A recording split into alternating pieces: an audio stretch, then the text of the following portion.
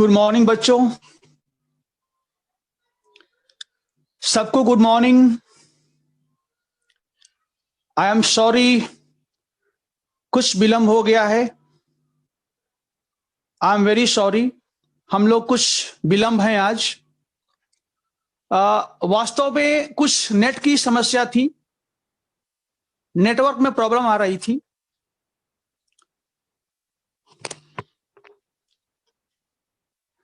जितना शीघ्र हो सके आप लोग जुड़ जाइए, जितना जल्दी हो सके आप लोग लाइव हो जाइए ताकि क्लास को हम लोग शुरू करें।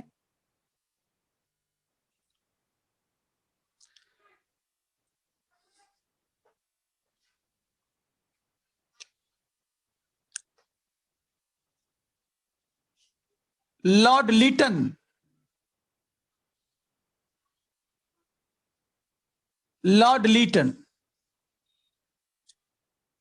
1876 टू 1880 इनका कार्यकाल है। मेरी आवाज आप तक पहुंच रही है बच्चों? Can you listen me? Can you hear me? मेरी आवाज आप तक आ रही है? और जो मैंने बोर्ड पर लिखा है, can you see it? Board आपको दिखाई दे रहा है? It's okay, okay, thank you. ध्यान से सुनिए। कल के क्लास में हम लोग चर्चा कर रहे थे कि लॉर्ड लिटन जब भारत में वायसराय बनकर आता है तो उसका बैकग्राउंड क्या है, वह किस बैकग्राउंड से निकल करके भारत में आता है।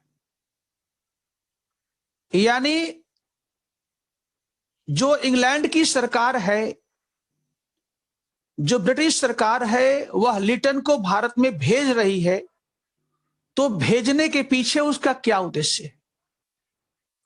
सबसे पहला पॉइंट हमने कल चर्चा किया था। इसके बाद हमने बताया था आपको कि हिंदुस्तान में आने के बाद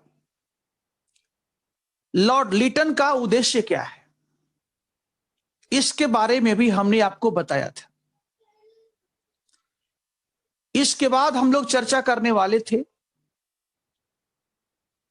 कि जो लिटन है वह अपने उद्देश्य को किस तरह से प्राप्त करना चाहता है, अपने उद्देश्य को किस तरह से प्राप्त करना चाहता है। यानी उसका मेथड क्या है, उसका क्रिया पद्धति क्या है, उसका क्रिया पद्धति क्या है।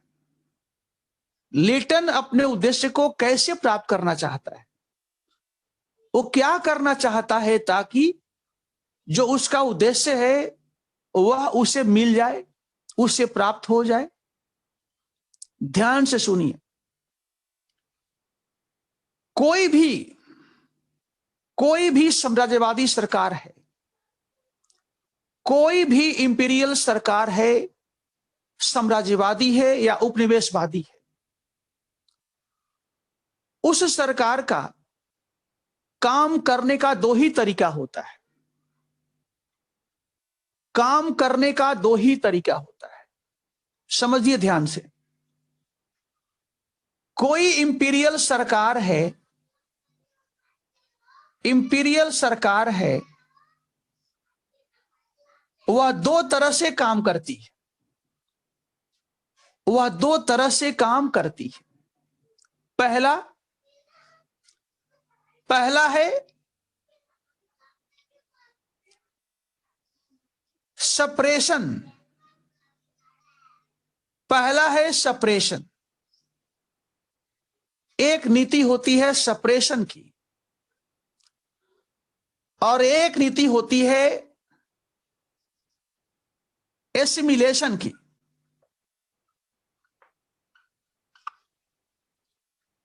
दो नीति होती है। एक होती है सप्रेशन, का मतलब होता है दमन करना। सप्रेशन का मतलब होता है दमन करना, और एसिमिलेशन का मतलब होता है समन करना। इसका मतलब होता है समन करना,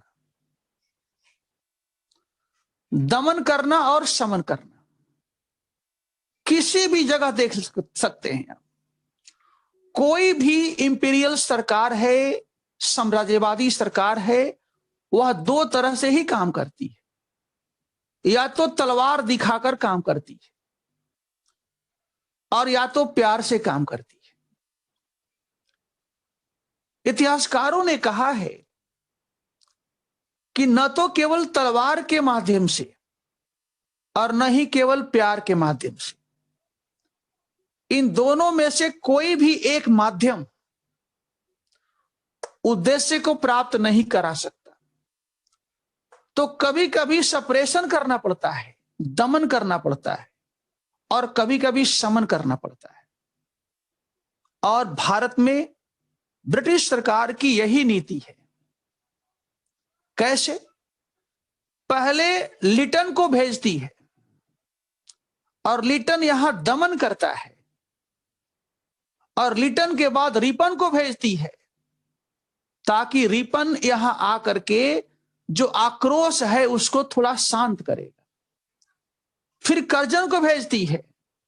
यानी बच्चों, इस बात को ध्यान रखना, जो ब्रिटिश सरकार की नीति है भारत में, वो दो तरह का है। पहला, अपने विद्रोहियों को दमन करना, अपने खिलाफ उठने वाले आवाज को दमन करना। और दूसरा, कुछ अच्छा काम करना, ताकि यहां के लोग हमसे खुश हो सके। आप देखेंगे राजा राम मोहन राय और कांग्रेस के उदारवादी नेता ब्रिटिश सरकार के प्रशंसक थे, आलोचक नहीं थे, प्रशंसक थे। वो कहते थे कि हिंदुस्तान में ब्रिटिश सरकार का होना हमारे लिए हितकारी है, क्योंकि सरकार जो है हमारे लिए अभिशाप नहीं है, वरदान है। ऐसा क्यों? क्योंकि सरकार कुछ काम भी कर रही थी।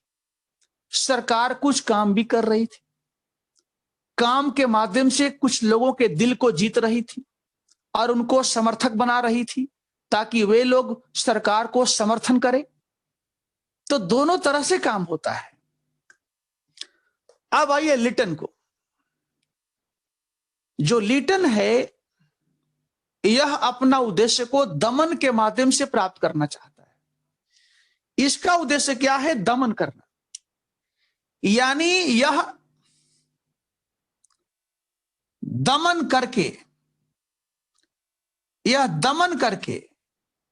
यानी दबाकर,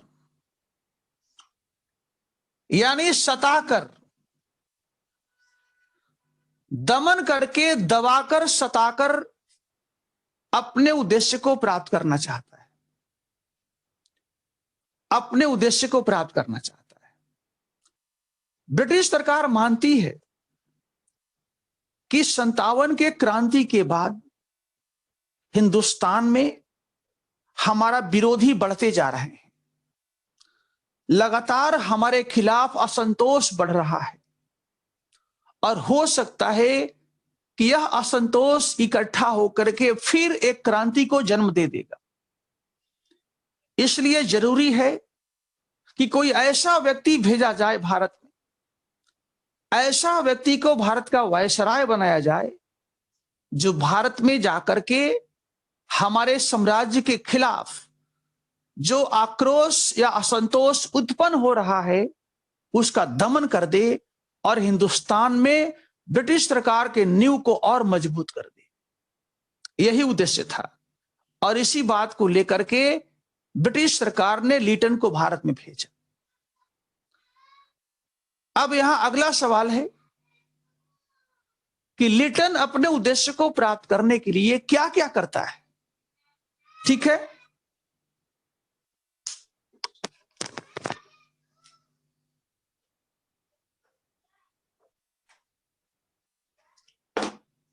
लिटन अपने उद्देश्य को प्राप्त करने के लिए क्या क्या करता है।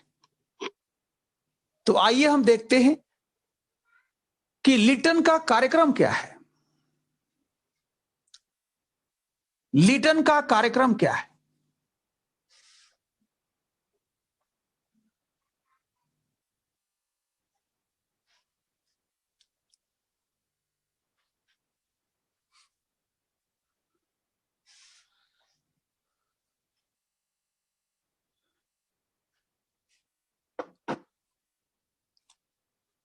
यानी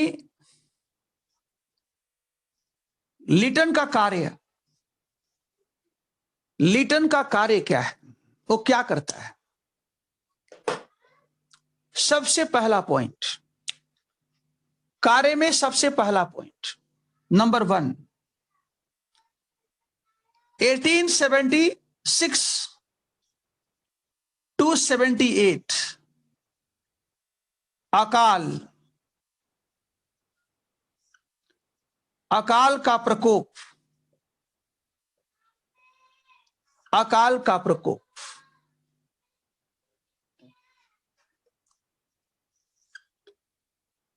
एटीन 1876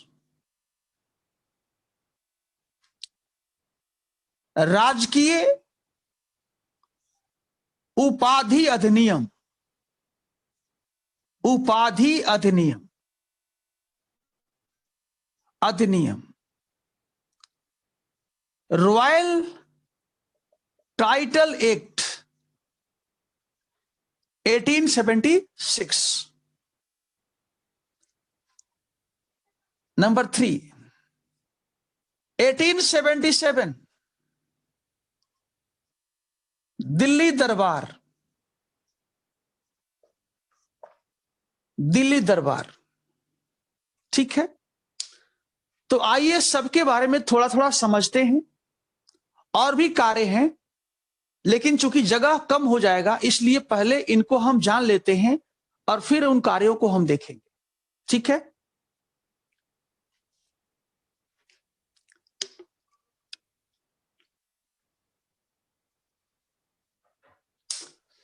सबसे पहले 1876 टू 78 अकाल का प्रकोप, अकाल का प्रकोप।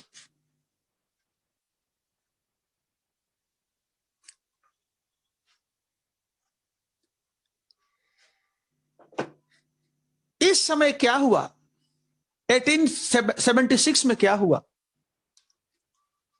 कि एक मैप बना सकते हैं। बॉम्बे,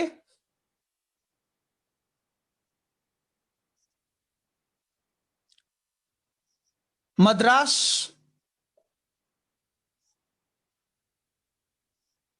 हैदराबाद,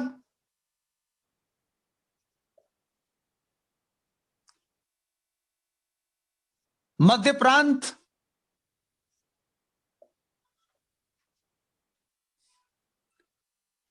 इत्यादि क्षेत्रों में एक भीषण अकाल आया।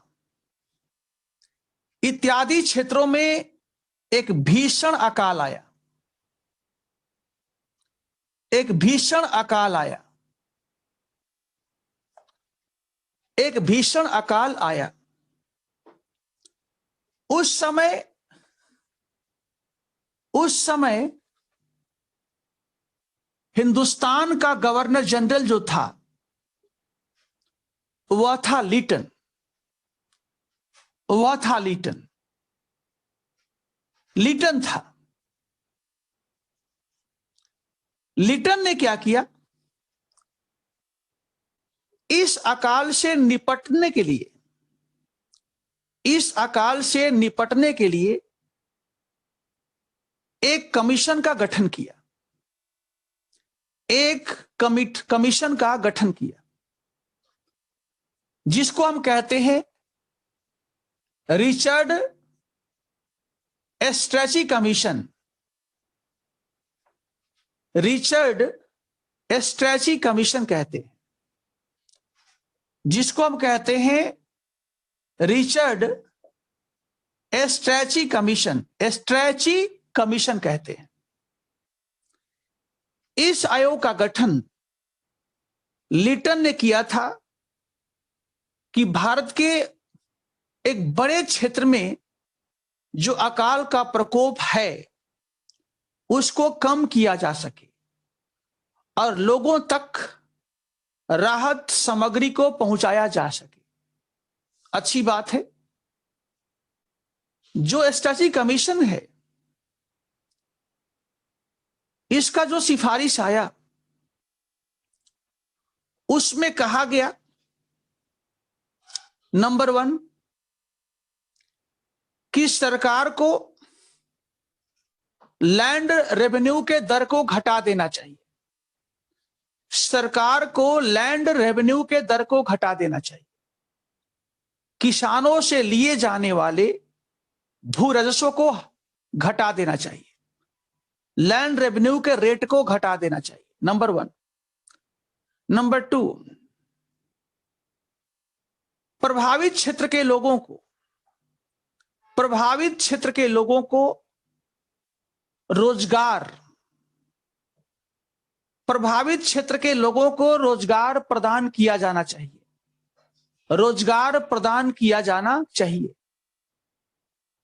नंबर 3, प्रभावित क्षेत्र में लोगों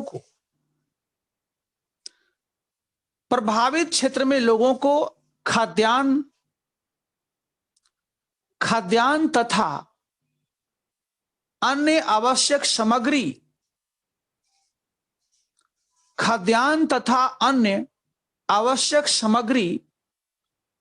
प्रदान किया जाना चाहिए। खाद्यान्न तथा अन्य आवश्यक सामग्री प्रदान किया जाना चाहिए। और सबसे महत्वपूर्ण जो इसका सिफारिश था वह क्या था? वह था एक अकाल कोष का गठन करना। एक अकाल कोष का गठन करना। एक अकाल कोष का गठन करना।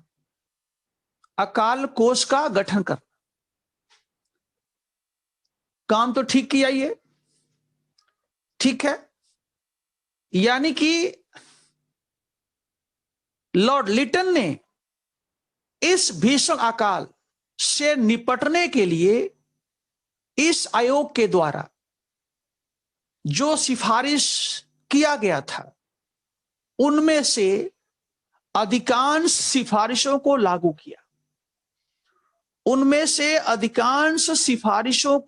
किया। ये इसका पहला काम था।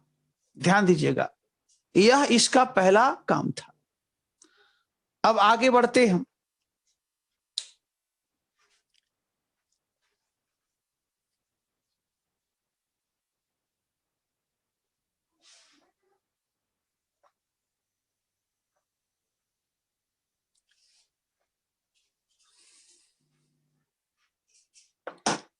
नंबर 2,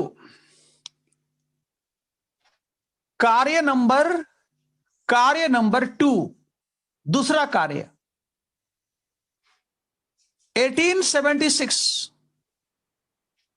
1876 राजकीय उपाधि अधिनियम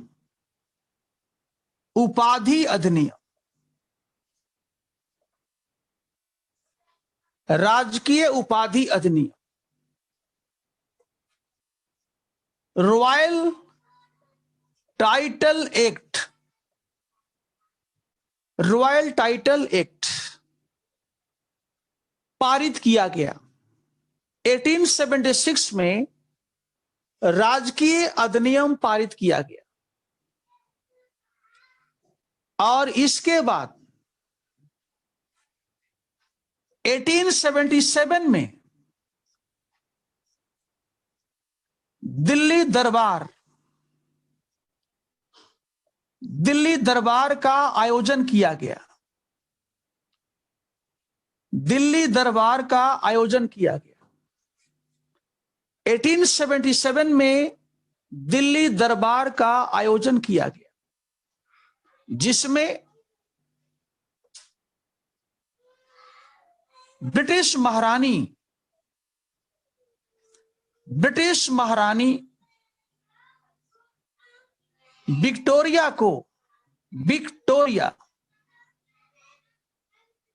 विक्टोरिया को कैसर ए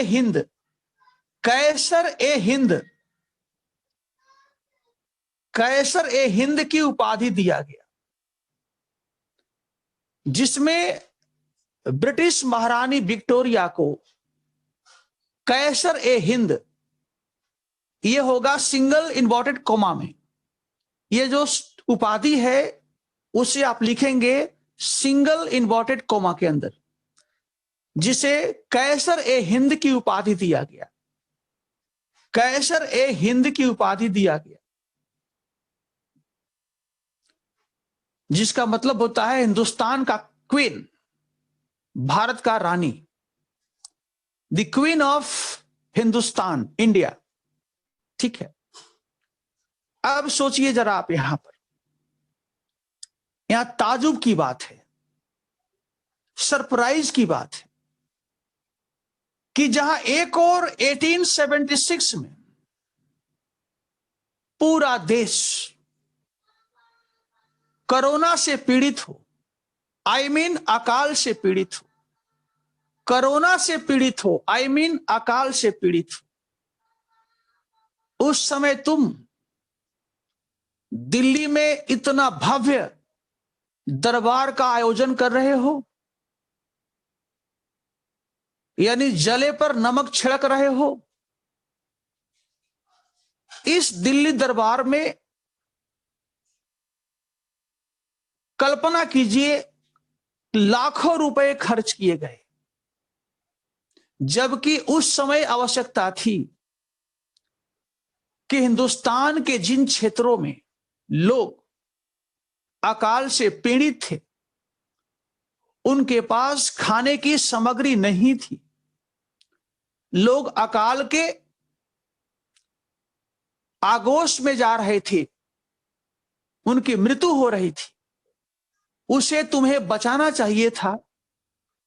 तो तुमने उसी समय दिल्ली में एक भव्य दरबार का आयोजन करके हिंदुस्तान के लोगों से लैंड रेवेन्यू लेकर के यहां के कर से इस दरबार का आयोजन करते हो।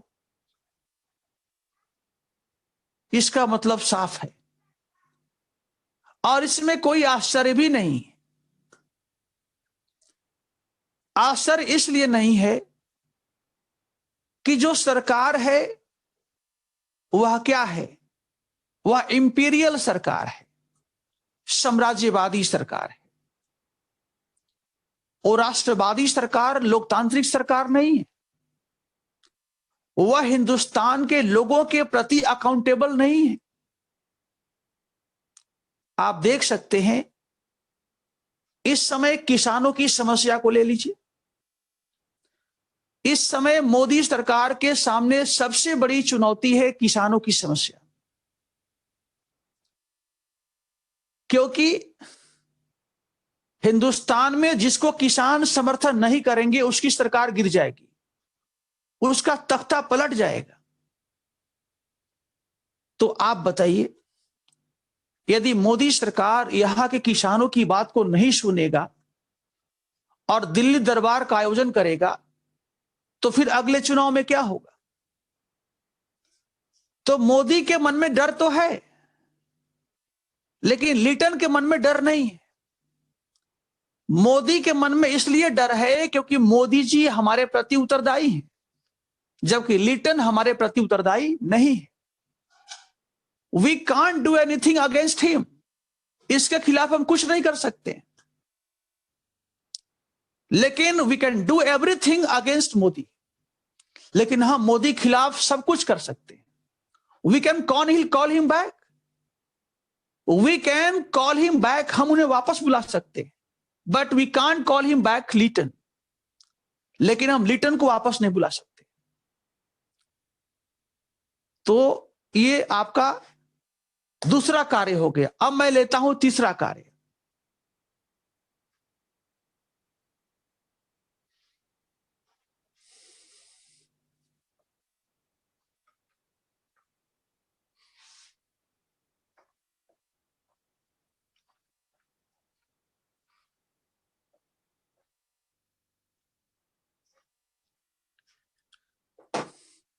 तीसरा कार्य, number 3, 1878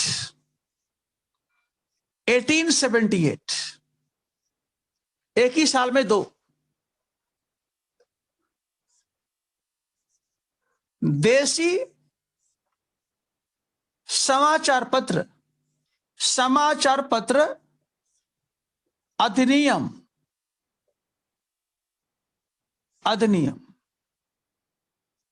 Indian vernacular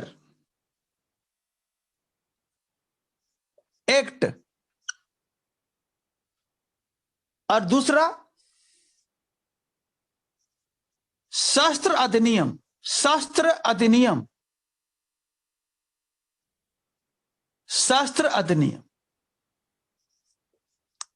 arms act. अब देखिए, 1878 में लीटन ने और 2 कानून पारित किया और 2 नियम बनाया, 2 कानून पारित किया। उसमें पहला नियम था देसी समाचार पत्र अधिनियम या भारतीय समाचार पत्र अधिनियम, इंडियन वर्नाकुलर एक्ट। ये क्या है? इसमें कहा गया कि यदि कोई समाचार पत्र जो भारतीय भाषाओं में छपती है, यदि कोई न्यूज़पेपर समाचार पत्र भारतीय भाषाओं में प्रकाशित होती है, भारतीय भाषाओं में प्रकाशित होती है,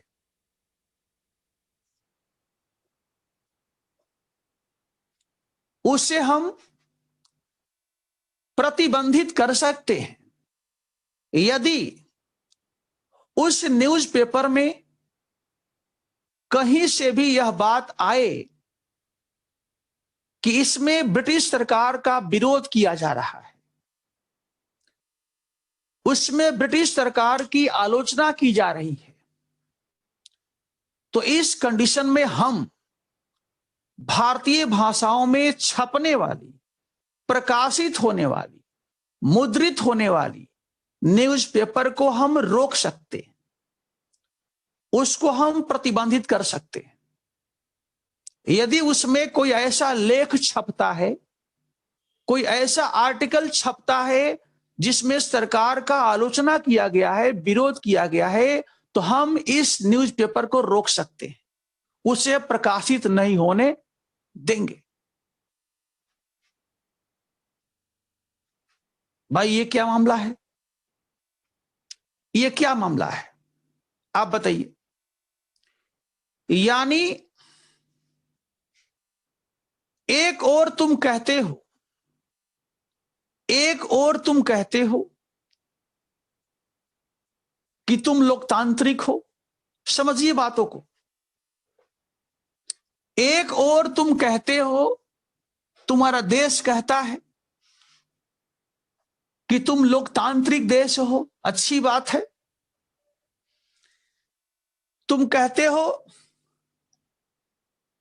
कि हम लोकतंत्र के रक्षक हैं, लोकतंत्र के रक्षक हैं। तुम अपने आप को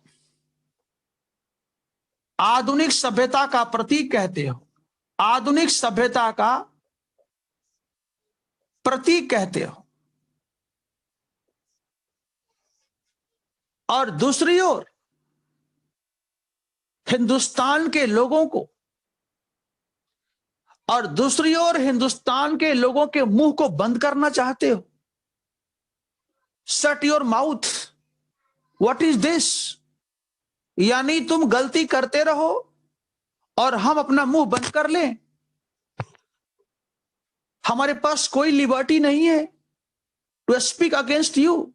तुम्हारे खिलाफ बोलने का हमारे पास कोई लिबर्टी नहीं है। तो ये किस तरह का लोकतंत्र है? इंग्लैंड को तो हम जानते हैं कि वहां जॉन लॉक पैदा हुआ था। इंग्लैंड को हम जानते हैं कि वहां पर जॉन लॉक पैदा हुआ था, जिसने कहा कि मानव के पास 3 अधिकार होते हैं: लाइफ, लिबर्टी एंड प्रॉपर्टी। जिसने कहा कि मानव के पास 3 अधिकार होते हैं: लाइफ, लिबर्टी एंड प्रॉपर्टी। और ये तीनों अधिकार को लॉ कहता है कि दिस इज नेचुरल राइट्स। ये क्या है? प्राकृतिक अधिकार है। ये प्राकृतिक अधिकार है। ये मैं नहीं कहता, ये तुम्हारे देश में पैदा होने वाला एक महान विचारक कहता है, जॉन लॉक, तुम्हारे देश में पैदा हुआ। उसने कहा कि मानव के पास 3 अधिकार होते हैं। देखो बच्चों, समझो बात को, यही सब थॉट है। इसी पर नंबर मिलेगा जब समीक्षा करने की बात आएगी, क्योंकि ये सब बातों को तो सामान्य बच्चा भी लिख सकता है। इस समय में ये हुआ, उस समय में ये हुआ, ये सब सतही बातें होती है, सारा बच्चा लिख सकता है। लेकिन समीक्षा सबकी बस की बात में नहीं। इसलिए इस बात को समझो ध्यान से।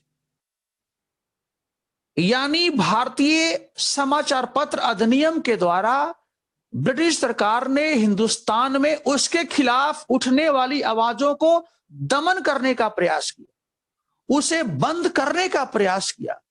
एक तरह से हिंदुस्तान के लोगों की लिबर्टी पर यह कुठाराघात था, कुठाराघात था, आघात था, कुठाराघात था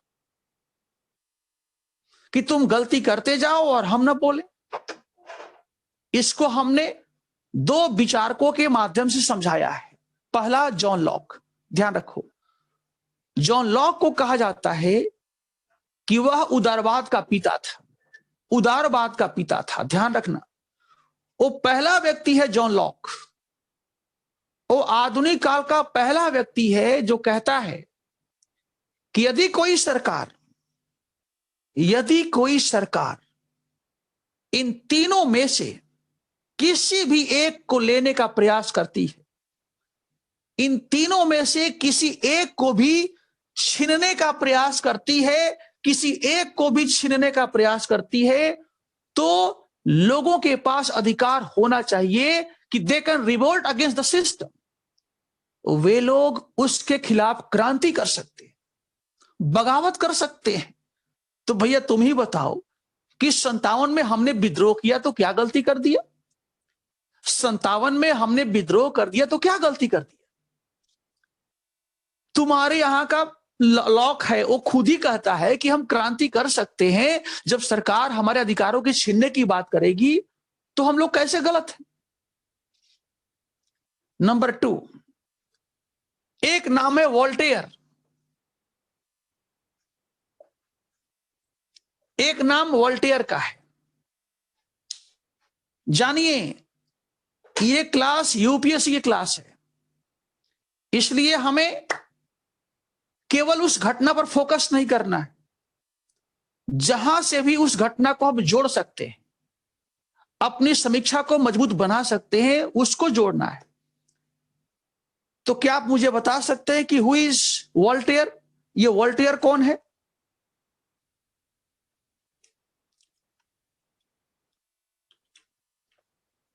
बोलिए, वोल्टेयर कौन है? कैन यू टेल मी?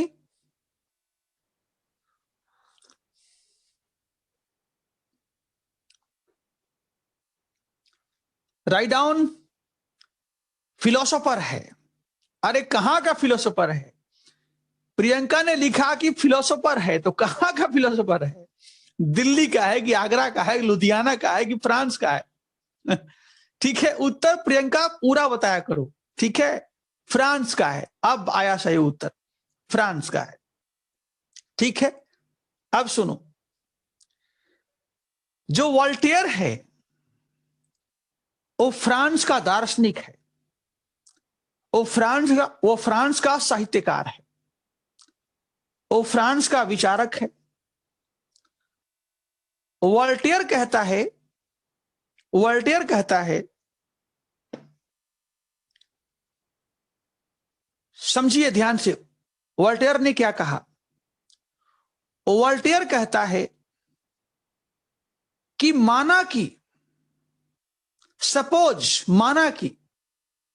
तुम हमसे सहमत नहीं हो,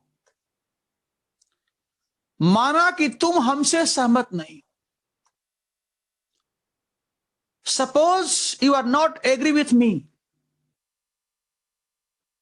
लेकिन मैं तुम्हारे लिए जान दे सकता हूं। I can sacrifice my life for you. किस लिए जान दे सकता हूं? कि कम से कम तुम्हारे पास यह अधिकार तो है, कम से कम तुम्हारे पास यह लिबर्टी तो है कहने का कि भैया मैं तुमसे सहमत नहीं हूं। इस लिबर्टी के लिए मैं जान दे सकता हूं। मैं जानता हूं कि तुम मेरा आलोचना करते हो, लेकिन कम से कम आलोचना करने का तुम्हारे पास लिबर्टी तो है। इसका मतलब क्या हुआ? इसका मतलब है कि वॉल्टेयर जो है, he was a champion of human liberty. वह लिबर्टी का चैंपियन था, यानी कि मानव की लिबर्टी का सबसे बड़ा प्रशंसक था, हिमायती था। चलिए अब आते हैं टॉपिक पर। लिटन ने यह काम किया और इसका परिणाम हुआ कि उस समय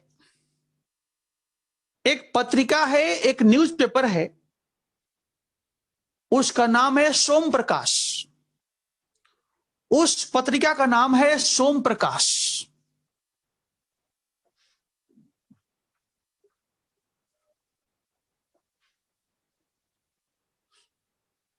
उसका नाम क्या है? सोम प्रकाश नाम है।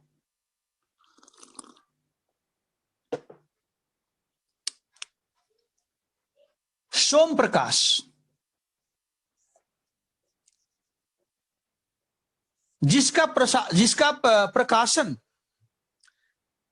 प्रकाशन प्रसिद्ध सुधारवादी नेता ईश्वर चंद्र विद्यासागर करते थे। इस न्यूज़पेपर का प्रकाशन बंगाल का सुप्रसिद्ध समाज सुधारक ईश्वर चंद्र विद्यासागर करते थे। यह बंद हो गया। इस अधिनियम के पारित होने के बाद यह न्यूज़पेपर बंद हो गया।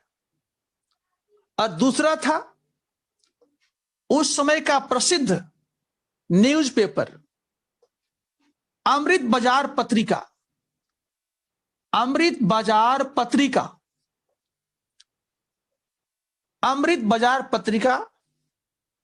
उस समय का बहुत ही फेमस न्यूज़पेपर हुआ करता था, जिसका प्रकाशन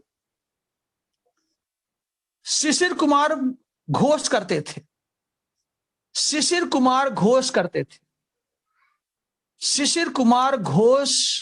थे। अमृत बाजार पत्रिका का प्रकाशन शिशिर कुमार घोष करते थे। इस पत्रिका ने क्या किया कि इस अधिनियम से बचने के लिए, इससे अपना बचाव करने के लिए रातों रात अपने आप को अंग्रेजी में तब्दील कर दिया। पहले ये बंगाली में था, पहले ये बांग्ला भाषा में प्रकाशित होता था, और जब यह अधिनियम आया तो रातों रात इसने क्या कर लिया, अपने आप को इंग्लिश भाषा का न्यूज़पेपर बना लिया। अब अगले दिन से इसका प्रकाशन होने लगा इंग्लिश लैंग्वेज में, अंग्रेजी भाषा में इसका प्रकाशन होने लगा, ताकि उस अधिनियम से अपने को बचाया जा सके। ठीक है, तो सब मिलाकर के जो भारतीय समाचार पत्र अधिनियम है, वह एक अच्छा संकेत नहीं। वह एक अच्छा कदम नहीं है कि सरकार लोगों से उनकी अभिव्यक्ति के अधिकार को छीनना चाहती है। ध्यान दीजिएगा, ठीक है। अब मैं अगला लेता हूं।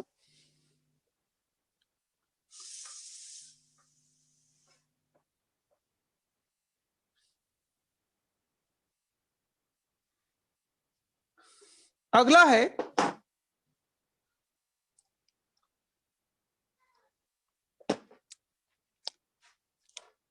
1878 में ही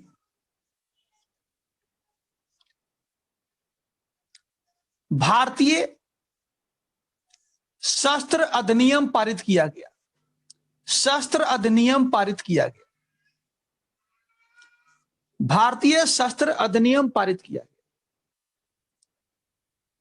इसमें कहा गया कि कोई भी भारतीय यदि शस्त्र रखता है तो उसे सरकार से लाइसेंस लेना होगा। उसे सरकार से लाइसेंस लेना होगा। बिना लाइसेंस के कोई भी आदमी शस्त्र धारण नहीं कर सकता। अच्छी बात है, लेकिन यह अधिनियम दोनों पर लागू होना चाहिए था। यानी भारत में जो अंग्रेज रहते थे उनके ऊपर भी, और जो भारतीय लोग थे उनके ऊपर भी। लेकिन इसमें ऐसा नहीं था। यह कानून केवल भारतीय लोगों पर लागू होता था, जबकि भारत में रहने वाले अंग्रेजों पर यह कानून लागू नहीं होता था। जो इस बात का संकेत करता है कि जो कानून है वह अपने प्रवृत्ति में क्या है? नस्लवादी है। यह कानून रेशियल है, नस्लवादी है, क्योंकि अंग्रेजों के लिए यह आवश्यक नहीं है लाइसेंस लेना, जबकि भारतीय लोगों के लिए यह आवश्यक है। तो यह भी जो है इसका एक जो सुधार ना कहा जाए, जो कार्य है वह क्या है? प्रतिक्रियावादी है या नस्लवादी है। आगे बढ़ते हम। अगला पॉइंट,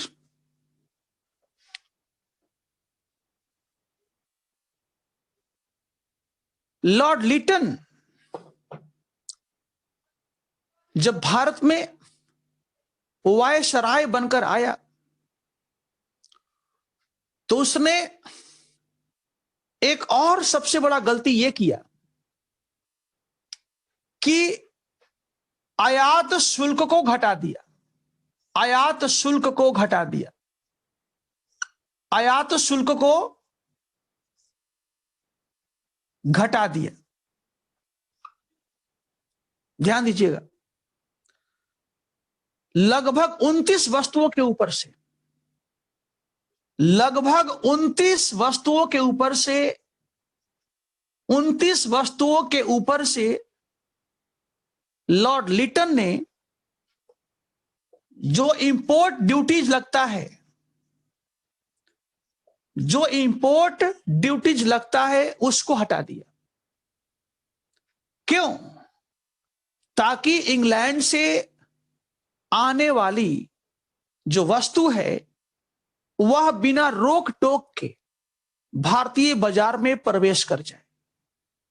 आप सोचिए, कोई सरकार जब राष्ट्रवादी होती है तो क्या करती है? वह अपने यहां के घरेलू उद्योगों को संरक्षण देने के लिए आयात कर लगाती है, आयात कर को हाई करती है, ताकि हमारे यहां जो बाहर से वस्तु आ रही है उसको हतोत्साहित किया जा सके। यदि हम आयात कर को कम कर देंगे तो हमारे घरेलू बाजार में विदेशी वस्तुओं का भरमार हो जाएगी। लेकिन लिटन ने क्या किया? इसने ब्रिटिश उद्योगों को प्रमोट करने के लिए, इसने ब्रिटिश बाजार को बढ़ाने के लिए हिंदुस्तान में विदेशी वस्तुओं पर जो आयात कर लगता था उसको कम कर दिया। और ऐसे लगभग 29 वस्तु, सोचिए 29 ऐसे वस्तु थी जिनके ऊपर लिटन ने आयात कर को बिल्कुल खत्म कर दिया। यानी अब ये सारी वस्तुएं जो है भारत में बिना किसी रोक के प्रवेश कर सकती थी, जिसका परिणाम हुआ कि हमारे यहां के जो उद्योग थे धीरे धीरे बेचारे उभर रहे थे, उनके लिए बाजार समाप्त हो गया, उनके लिए प्रतिस्पर्धा बढ़ गया, उनको चाहिए था संरक्षण, उनको अभी संरक्षण चाहिए था। लेकिन लिटन चूंकि साम्राज्यवादी था तो उसको यहां के उद्योगों से क्या लेना देना था, और यही वजह है कि उसने बिना सोचे समझे आयात कर को बिल्कुल हटा दिया। और ऐसे 29 वस्तुएं हुआ करती थी। ठीक है, लास्ट पॉइंट है, लिटन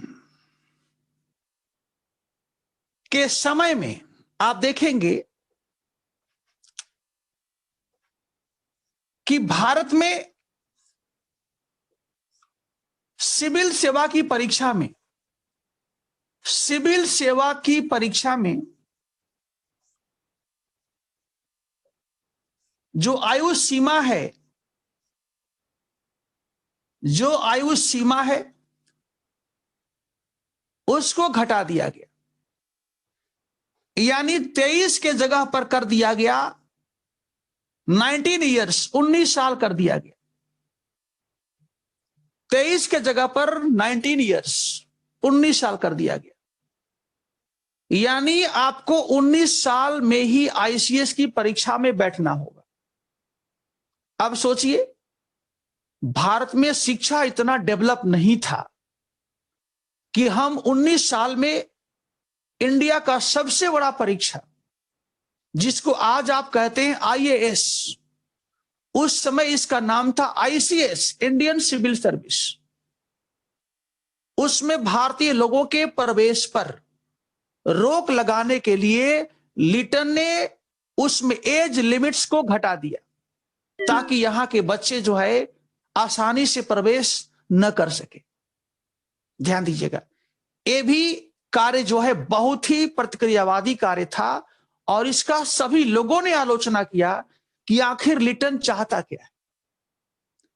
सरकारी सेवा में हम न जाएं, सरकार को कर देते रहें, यानी किसी भी तरह से सरकार के द्वारा भारतीय लोगों को जो फायदा होना चाहिए वो नहीं हो पा रहा है। ठीक है, अब देखिए, ये सारे कार्य जो हैं वे प्रतिक्रियावादी हैं, शोषणकारी है, साम्राज्यवादी। लेकिन इसके बावजूद कुछ ऐसे कार्य भी थे जो कि लिटन के लिए प्रशंसा के पात्र हो जाते हैं, यानी लिटन को जीनियस साबित करते हैं। ध्यान दीजिएगा, ऐसे 2 कार्य हैं जिसको लिटन ने सोचा था लेकिन अपने कार्यकाल में पूरा नहीं कर पाया। उसमें पहला था उत्तर पश्चिम सीमांत प्रांत को एक राज्य का दर्जा दिया जाए, एक राज्य का दर्जा दिया जाए, एक राज्य का दर्जा दिया जाए। और इसका दूसरा सोच था कि भारतीय राजाओं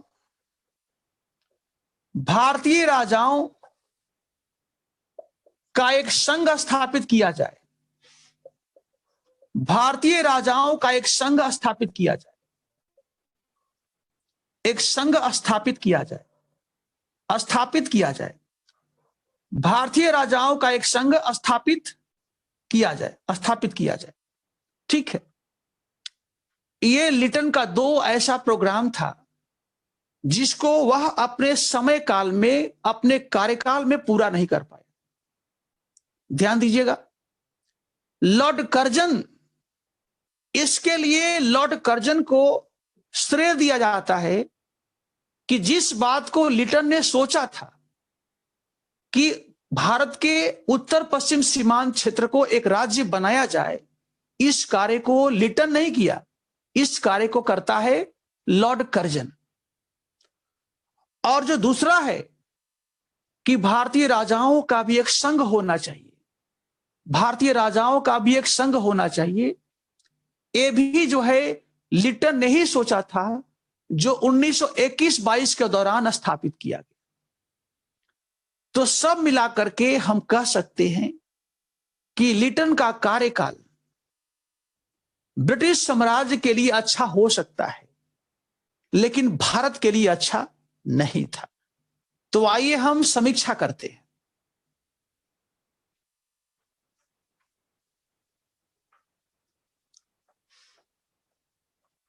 समीक्षा करते हैं लिटन का।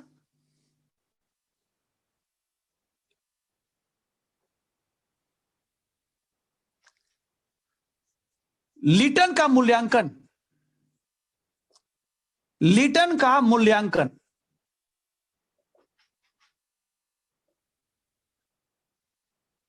लिटन का मूल्यांकन, और यहां पर एक हम प्रश्न देते हैं आपको, उसको आप जोड़ सकते हैं लिटन के बारे में। वो प्रश्न है कि Lytton proved to be a benefactor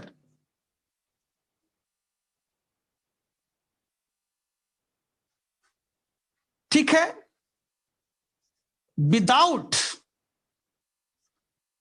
his intention to be, without his intention to B.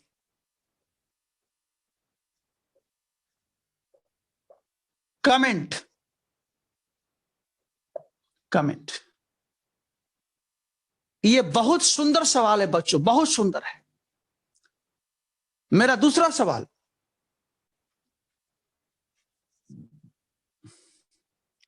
Liton fought with a sword. Lytton fought with a sword, but he had no shield, no shield. So he paid the price, the price. ये मेरा दूसरा सवाल है। और जो दूसरा सवाल है वह किसी का कथन है। एक इतिहासकार है जिनका नाम है एस गोपाल, एक हिस्टोरियन है जिसका नाम है S Gopal, S Gopal. S Gopal ने अपनी किताब में इस कथन को लिखा है। तो आइए बच्चों, पहले इसका हिंदी आप नोट कर लीजिए। पहला प्रश्न है, आपको याद होगा इसके पहले भी मैंने प्रश्न दिया है लिटन के बारे में। शायद मैंने कल लिटन के बारे में ऑलरेडी आपको एक प्रश्न दिया है, यह दूसरा या तीसरा हो सकता है। लिखिए, Lytton proved to be a benefactor. Benefactor का मतलब होता है हितकारी। बेनिफैक्टर का मतलब होता है हितकारी, हितकारी। हितकारी का मतलब जो हमारा हित चाहने वाला व्यक्ति हो। ये जो हमारा जो है शुभचिंतक हो। ठीक है, पढ़िए। लिटन भारतीय लोगों के लिए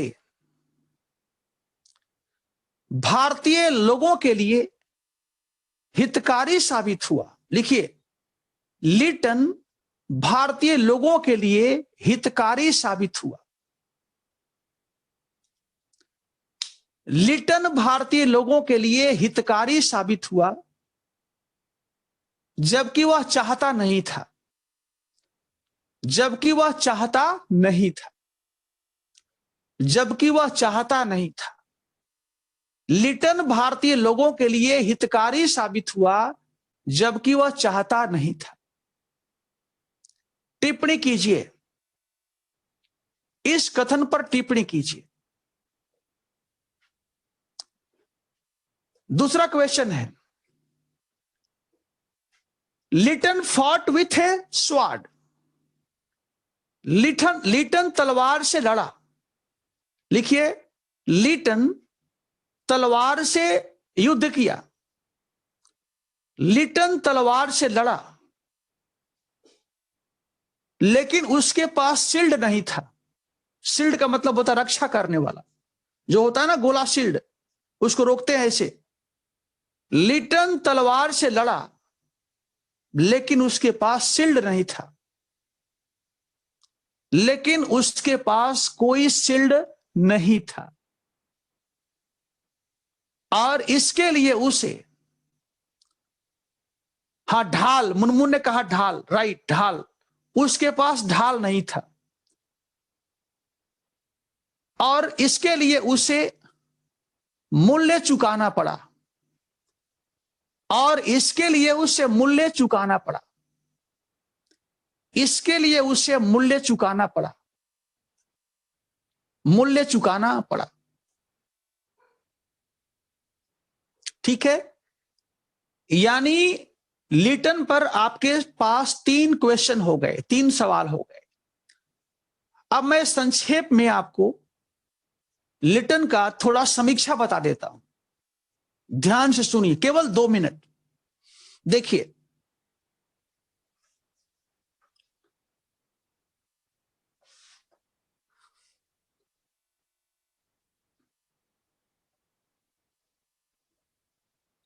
देखिए,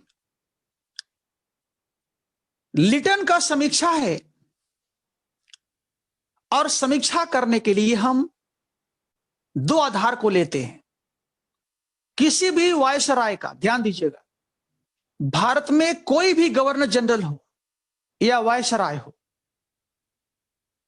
जब हम उनका समीक्षा करेंगे तो हमारे पास 2 तरह के मापदंड होंगे। केवल 2 मापदंड होंगे। यानी हमारे पास जो तराजू होगा, जो समीक्षा का जो तराजू होगा, तराजू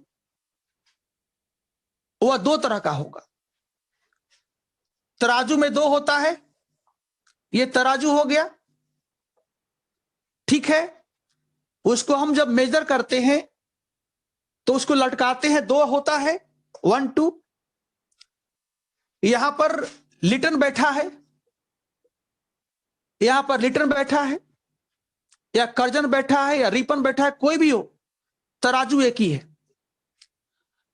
अब इस तराजू में क्या है? इसमें है ब्रिटिश साम्राज्य का हित। तराजू के एक पल्ले में क्या है? ब्रिटिश साम्राज्य का हित है, और उसके दूसरे पल्ले में क्या है? भारतीय लोगों की हित। भारतीय लोगों की हित।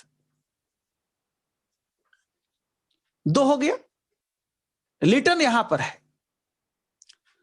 जब हम लिटन के कार्यों पर प्रकाश डालते हैं तो हम देखते हैं कि जो ये पल रहा है वो काफी भारी है, जो ये पल रहा है वो काफी कमजोर है।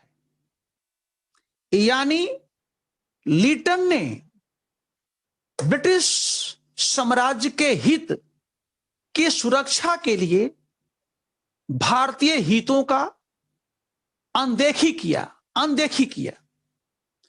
होना यह चाहिए था कि दोनों हितों में संतुलन स्थापित करके काम करना चाहिए था। दोनों हितों में एक संतुलन होना चाहिए था, लेकिन लिटन के कार्यों में यह चीज नहीं है। ध्यान दीजिएगा। अब यहां से आगे क्या बढ़ेंगे, आगे कैसे बात करेंगे। यहां लिखेंगे कि वास्तव में यह लिटन का व्यक्तिगत दोष नहीं है। वास्तव में लिटन का यह व्यक्तिगत दोष नहीं है, क्योंकि लिटन या कोई दूसरा व्यक्ति भारत में वैसे ही कार्य करता है जिस कार्य का अपेक्षा उसको भेजने वाली ब्रिटिश सरकार करती है। आगे बढ़ जाएंगे। चूंकि डिजरायली ब्रिटिश प्रधानमंत्री कट्टरपंथी था और इसलिए उसका चुनाव भी लिटन के रूप में कट्टरपंथी ही होना था। उत्तर समाप्त हो गया। ठीक है। तो जब किसी का समीक्षा करना है तो केवल उस पर प्रहार नहीं करना है, यह देखना है कि ब्रिटिश सरकार जो भेजी है वह कैसी है। सरकार जैसी होगी वैसा उसका यहां पर वायसराय होगा। आप देख लीजिए रिपन को, इसके बाद रिपन आता है। तो रिपन क्या है, लिबरल है, उदारवादी है। क्यों? क्योंकि उस समय इंग्लैंड का प्रधानमंत्री जो था ग्लैडस्टोन, वो भी क्या था, उदारवादी था। तो उसका चुनाव कौन था, रिपन। जो डिजरायली था वो कट्टरवादी था, कट्टरपंथी था, तो उसका चुनाव कौन हुआ, लिटन। तो दोनों में संतुलन बना करके आपको आंसर लिखना है। किसी व्यक्ति को डायरेक्टली जो है अटैक नहीं करना है। यह देखना है कि हम ऐसा बोल रहे हैं तो कौन है हमारे पीछे जो हमें बोलने के लिए बातें कर रहा है, उस पर भी आपको टारगेट करना पड़ेगा, तब जाकर के आपको नंबर मिलेगा। ध्यान दीजिएगा। ठीक है।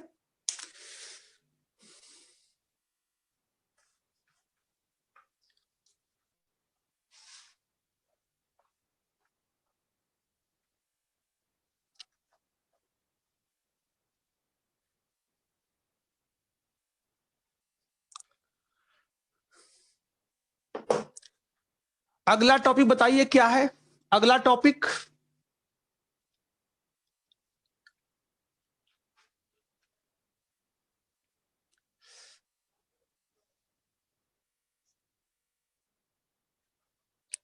Lord Ripon. अगला टॉपिक है Lord Ripon. Bajura write down, अगला टॉपिक है रिपन। नोट कीजिए,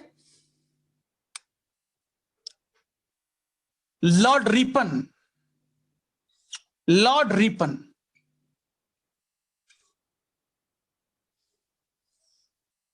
ठीक है। सबसे पहले हम लेते हैं कि रिपन कौन है। रिपन कौन है, हु वाज रिपन। दूसरा, रिपन का पृष्ठभूमि क्या है। रिपन का पृष्ठभूमि क्या है, उसका क्या पृष्ठभूमि है। तीसरा, उसका उद्देश्य क्या है। उसका उद्देश्य क्या है। इसी में अगला, क्या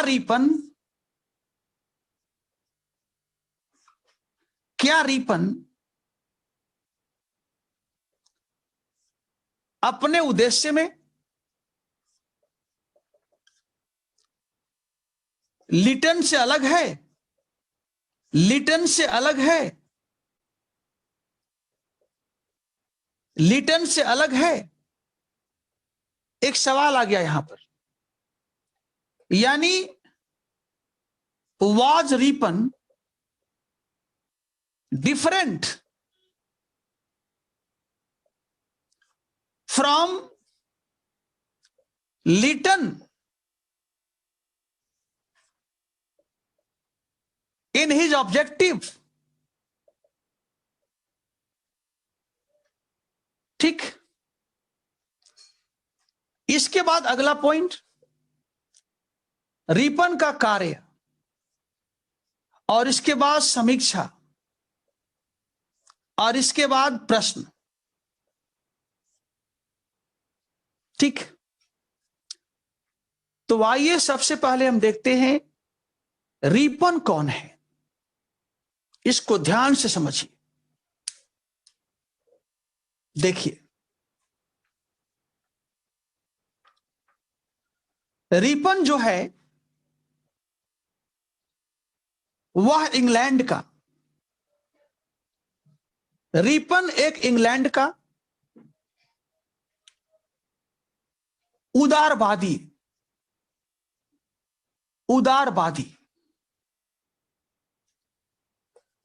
मानवतावादी,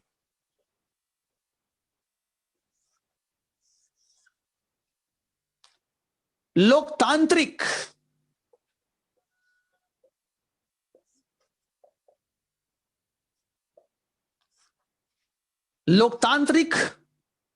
राजनेता है,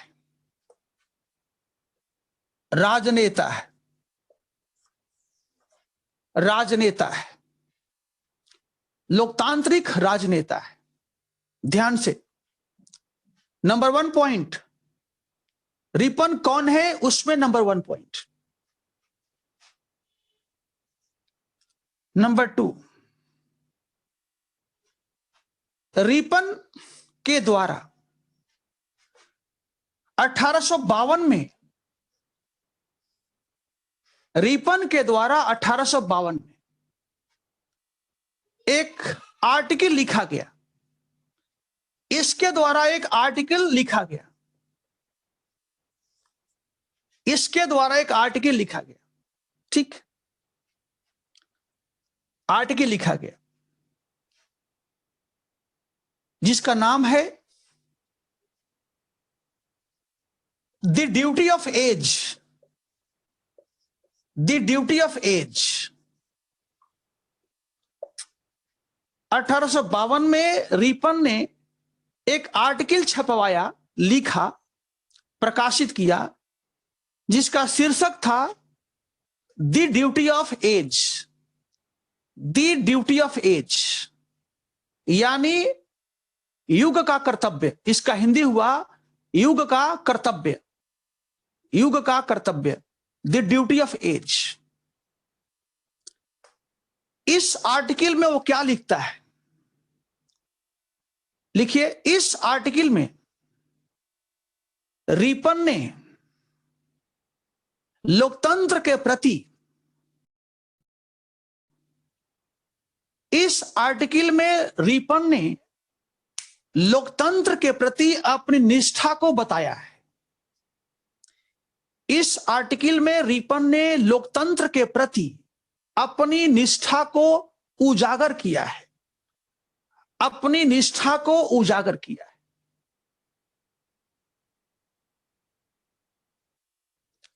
अपनी निष्ठा को उजागर किया है। तीसरा पॉइंट, तीसरा पॉइंट,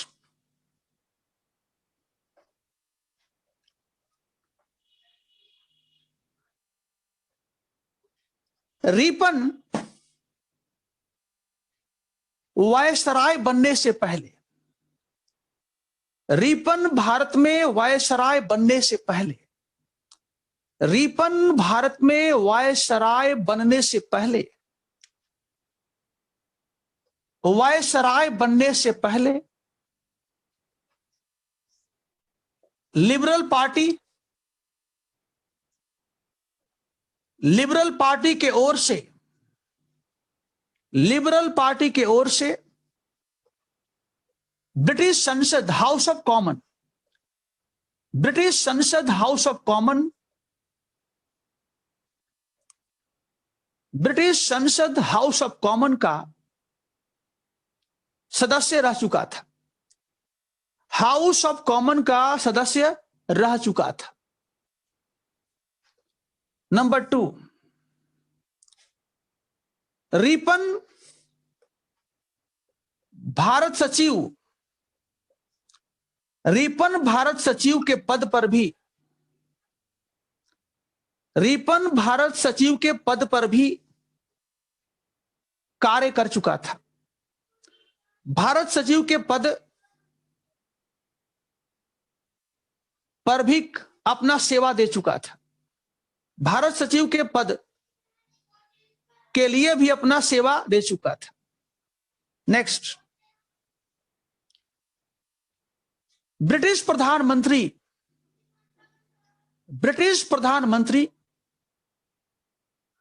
और उदारवादी नेता, ब्रिटिश प्रधानमंत्री तथा उदारवादी नेता ग्लैडस्टोन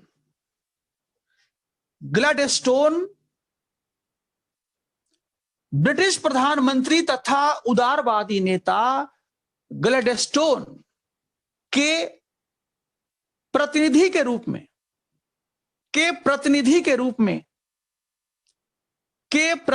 रूप में वह भारत में ब्रिटिश वायसराय बना। वह भारत में ब्रिटिश वायसराय बना। वह भारत में ब्रिटिश वायसराय बना। ब्रिटिश वायसराय बना। ब्रिटिश वायसराय बना। अब लिखिए अगला पॉइंट, रिपन की पृष्ठभूमि, रिपन की पृष्ठभूमि, रिपन की पृष्ठभूमि,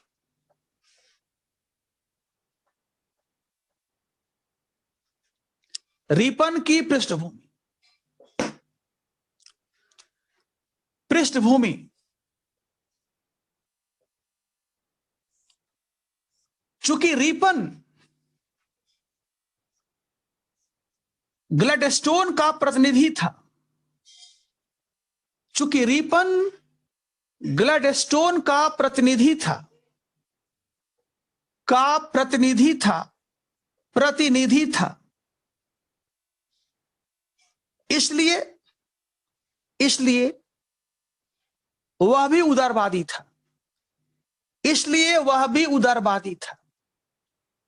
वह भी उदारवादी था। इसलिए वह भी उदारवादी था। इसलिए वह भी उदारवादी था। और यही कारण है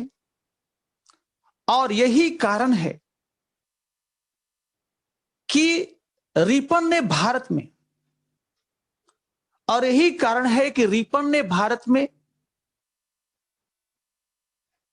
अपने कार्यों का आधार उदारवाद को बनाया। अपने कार्यों का आधार उदारवाद को बनाया। उदारवाद को बनाया। उदारवाद को बनाया, जो कि लिटन से अलग है, जो कि इसे लिटन से अलग करता है, जो इसे लिटन से अलग करता है, जो इसे लिटन से अलग करता है, जो इसे लिटन से अलग करता है। ठीक है। जैसे कलकत्ता में रिपन ने एक भाषण के दौरान कहा था, कलकत्ता में रिपन ने एक भाषण के दौरान कहा था, इसको लिखना है आपको, सिंगल इन्वर्टेड कॉमा में लिखना है। इसको लिखना है सिंगल इन्वर्टेड कॉमा में लिखना है। क्या कहा था?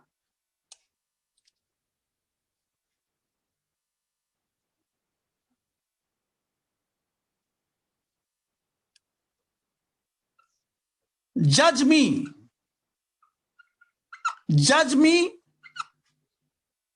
बाई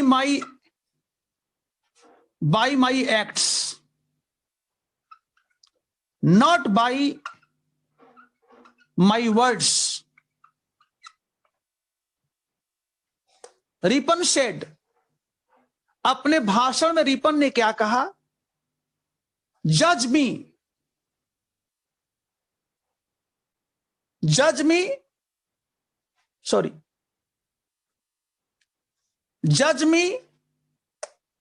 by my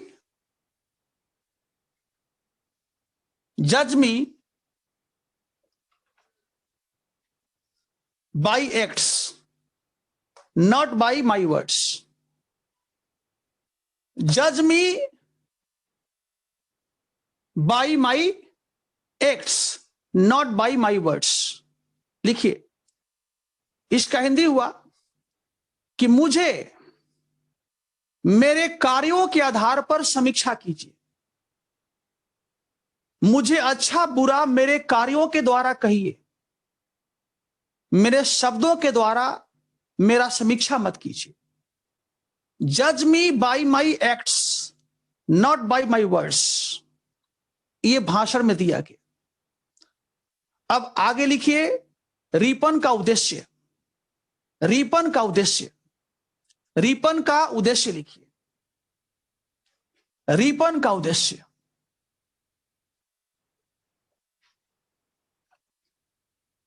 लिखिए, रिपन का क्या क्या उद्देश्य है? उद्देश्य नंबर 1, ब्रिटिश साम्राज्य की सुरक्षा। ब्रिटिश साम्राज्य की सुरक्षा, ब्रिटिश साम्राज्य की सुरक्षा, ब्रिटिश साम्राज्य की सुरक्षा, ब्रिटिश साम्राज्य की सुरक्षा। ठीक है, राइट। और दूसरा,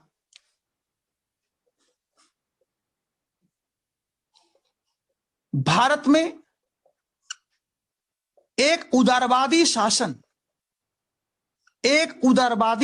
को लागू करना, एक उदारवादी शासन प्रशासन को प्रोत्साहन देना।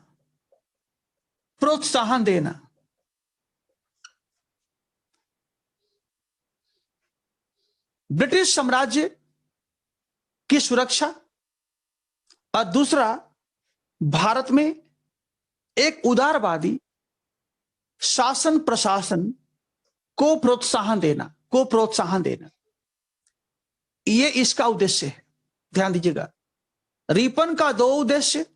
नंबर 1, हमें ब्रिटिश साम्राज्य का सुरक्षा करना है, और नंबर 2, हमें भारत में एक उदारवादी शासन प्रशासन को प्रोत्साहन देना है, ताकि यहां के लोग खुश हो जाएं, यहां के लोग प्रसन्न हो जाएं, यहां के लोग हमारा विरोध ना करें, हमसे दुश्मनी नहीं करें, हमें अपना दोस्त समझें, हमें अपना हितकारी समझें, हमें अपना शुभचिंतक समझें।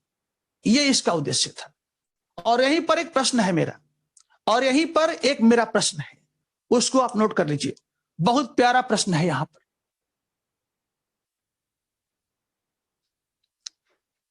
रितु ने कहा कि सर आपको याद कैसे रहता है? रितु ने लिखा है कि सर आपको कैसे याद रहता है? बच्चे देखो, याद इसलिए रहता है क्योंकि मुझे आपको पढ़ाना होता है। यदि आपके मन में यह बात आ जाए कि हमें परीक्षा में पास करना है, तो आपको भी ये सारी बातें याद हो जाएगी। यदि याद नहीं हो रही है, इसका मतलब कि आप परीक्षा देने के लिए गंभीर नहीं है। ध्यान रखना, प्रैक्टिस। सुनील ने कहा प्रैक्टिस। 2 चीज है, फोकस एंड प्रैक्टिस। ठीक है, देखो बच्चों, ध्यान रखना। एक मैं देखता हूं बच्चों का कार्टून आता है, कभी कभी मैं देखता हूं कार्टून है, उस कार्टून में उसका नाम है, क्या नाम है वो मैजिशियन जो आता है, मैजिशियन होता है उसमें, एक बच्चा भी है रुद्रा, उसमें रुद्रा एक बच्चा है, वो मैजिशियन है, और उसका दादाजी जो है वो भी मैजिशियन है।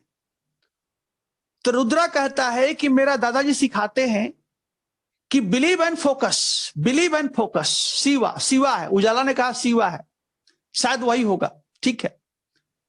तो सबसे पहले बिलीव करना होगा, फिर फोकस करना होगा, आपको भी याद आ जाएगा। ऐसा नहीं है कि हम कोई कंप्यूटर हैं, हम भी मानव हैं भाई, मैं भी याद करता हूं, मैं भी भूलता हूं, ठीक है। नहीं ज्योति, डोरेमन नहीं है, वो है रुद्रा, रुद्रा देखना, आज ही देखना जा करके, रुद्रा है, ठीक है। चलिए, तो यहां एक हम प्रश्न देने जा रहे हैं, ठीक है, नोट कीजिए प्रश्न, लिखिए,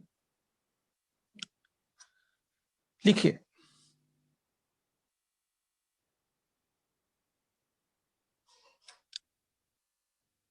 Lytton and Ripon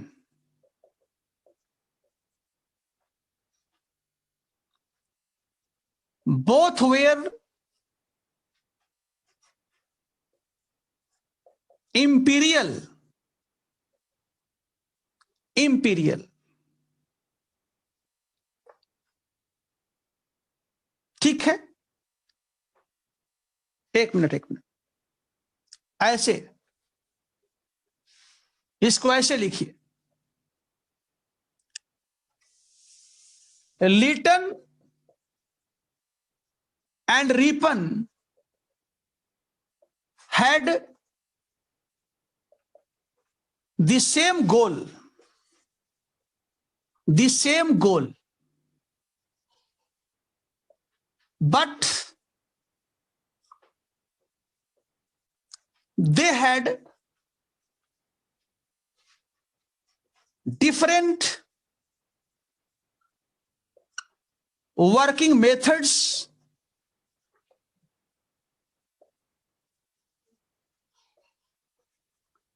and programs.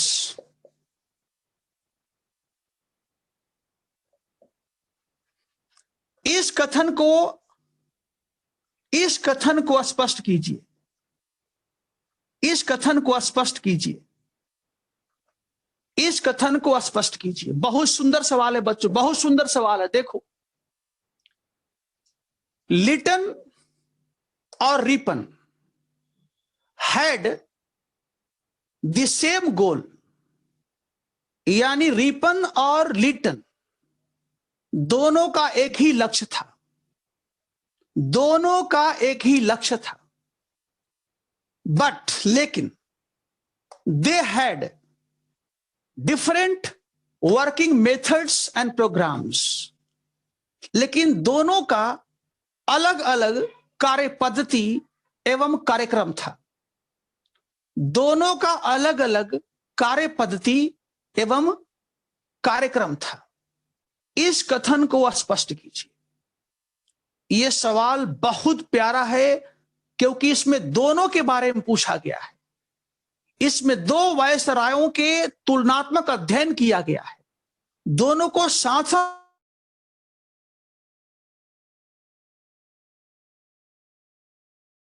रखा गया है, और बताओ कि कथन गलत है कि सही है। तो चलो जल्दी से आप बताओ, इसमें उत्तर में क्या लिखोगे। ये जो लास्ट पॉइंट है कि they had different working method and programme, इसमें क्या लिखना चाहोगे? जल्दी से बोलो क्योंकि मैं आगे बढ़ूंगा, समय कम है। जो मेरा सेकेंड सेंटेंस है कि दोनों के कार्य पद्धति एवं कार्यक्रम अलग थे, इसमें क्या लिखोगे? सबसे मेन बात बताओ।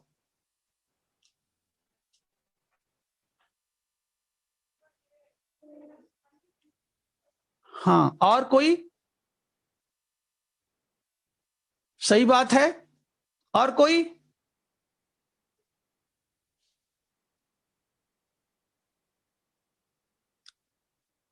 और कोई?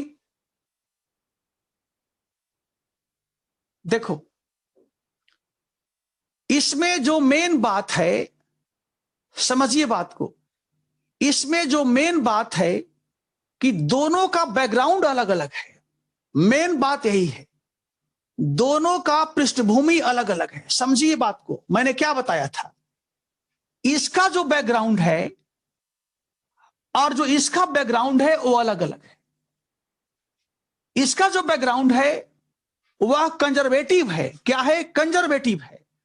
और इसका जो बैकग्राउंड है वो लिबरल है। लिबरल है। और यही कारण है कि दोनों का उद्देश्य एक ही है। रिपन भी हिंदुस्तान में साम्राज्य को समाप्त नहीं करना चाहता है, यह भी चाहता है कि साम्राज्य बना रहे, और यह भी चाहता है कि साम्राज्य बना रहे। लेकिन साम्राज्य कैसे रहेगा, कैसे बना रहेगा, उसके लिए दोनों का मेथड्स अलग अलग। यह साम्राज्य को इस तरह से बचाना चाहता है कि उसका विरोध किया जाएगा तो हम दमन कर देंगे।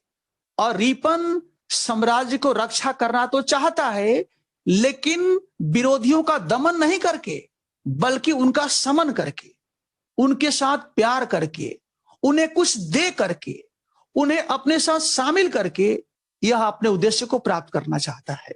और ये सीधे कहता है किल देम, उनको मार दो ताकि विरोध समाप्त हो जाए। तो दोनों की पृष्ठभूमि चूंकि अलग अलग है, और यही कारण है बच्चों कि दोनों का कार्य पद्धति भी अलग अलग है, दोनों का कार्यक्रम भी अलग अलग है।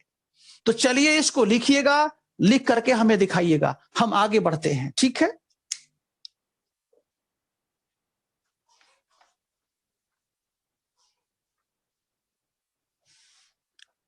अगला पॉइंट लिखिए, रिपन का कार्य। रिपन का कार्य, रिपन का कार्य, the work of Ripon. Ripon का सुधारवादी कार्य। सुधारवादी कार्य, फटाफट लिखिए। सबसे पहला 1881 कारखाना अधिनियम। कारखाना अधिनियम, कारखाना अधिनियम। दूसरा 1882, 1882 भारतीय समाचार पत्र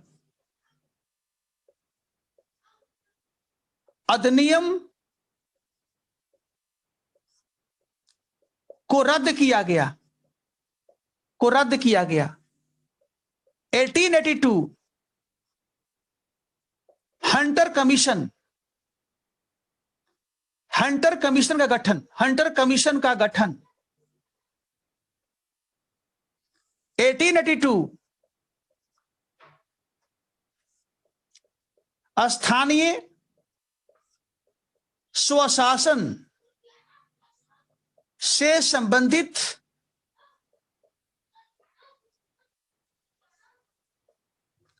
कानून।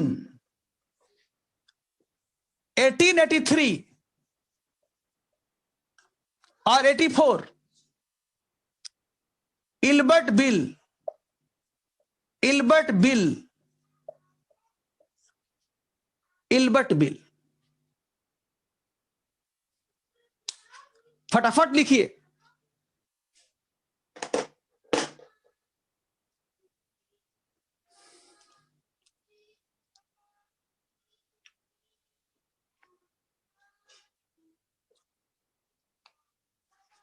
हो गया? हो गया, ठीक है। ठीक है पल्लवी, ओके, थैंक यू। अब लिखिए सबसे पहला पॉइंट, सबसे पहला लिखिए कारखाना अधिनियम।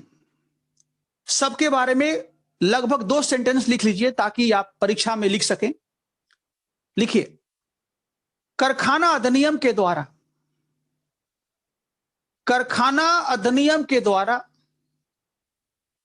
चाइल्ड लेबर पर, कारखाना अधिनियम के द्वारा बाल चाइल्ड लेबर पर, बाल मजदूरी पर रोक लगाया गया। चाइल्ड लेबर पर रोक लगाया गया।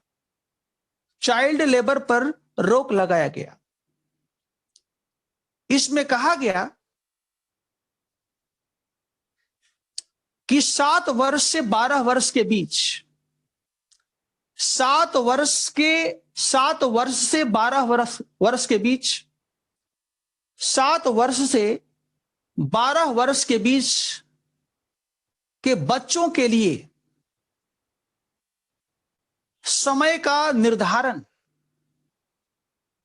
समय का निर्धारण 9 घंटे से अधिक नहीं होना चाहिए। 9 घंटे से अधिक नहीं होना चाहिए। 9 घंटे से अधिक नहीं होना चाहिए। नेक्स्ट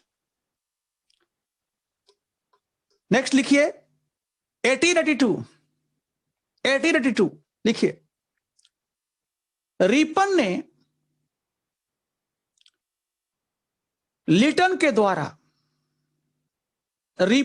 लीटन के द्वारा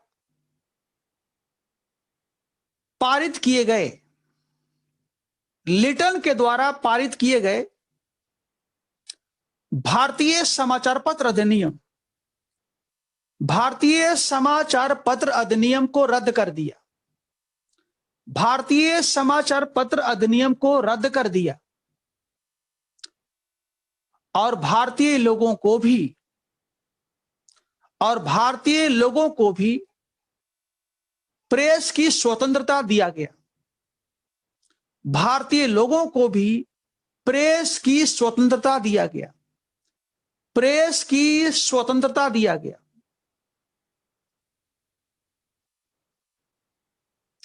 प्रेस की स्वतंत्रता दिया गया।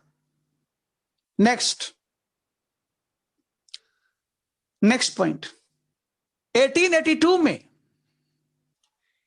1882 में रिपन के द्वारा हंटर कमीशन का गठन किया गया। हंटर कमीशन का गठन किया गया।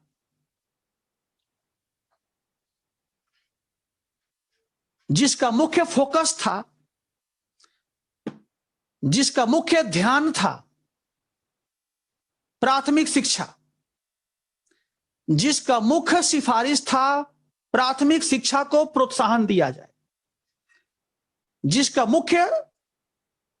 मुख्य फोकस था कि प्राथमिक शिक्षा को प्रोत्साहन दिया जाए तथा यह शिक्षा स्थानीय भाषा में दिया जाए। यह शिक्षा स्थानीय भाषा में दिया जाए। यह शिक्षा स्थानीय भाषा में दिया जाए। स्थानीय भाषा में दिया जाए। यह शिक्षा स्थानीय भाषा में दिया जाए। नेक्स्ट 1882 में लॉर्ड रिपन ने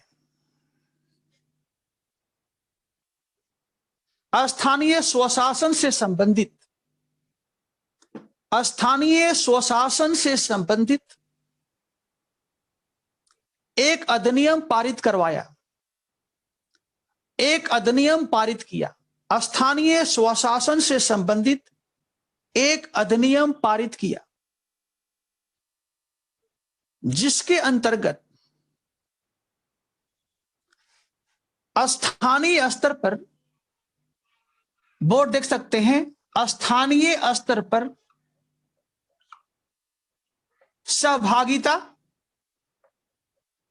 सहभागिता प्लस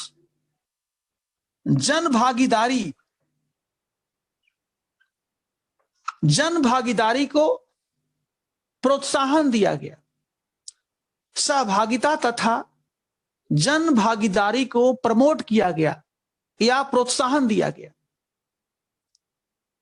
इसके अंतर्गत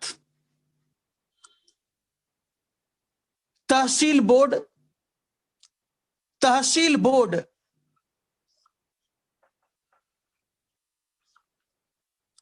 नगरों में नगर पालिका जैसे संस्थाओं को गठन किया गया। इसके अंतर्गत तहसील बोर्ड नगरों में नगर पालिका जैसे संस्थाओं को गठित करने का सिफारिश किया गया। स्थानीय स्तर पर तहसील बोर्ड हुआ, नगरों में नगर पालिका जैसी संस्थाओं को गठित करने का सिफारिश किया गया तथा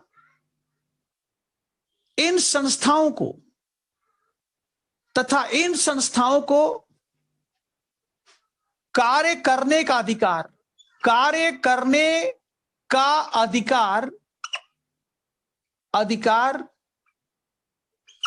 के साथ वित्तीय अधिकार भी दिया गया।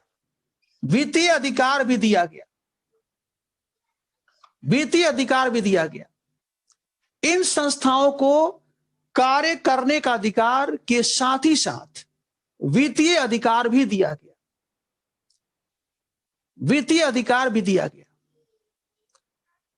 और इनमें गैर सरकारी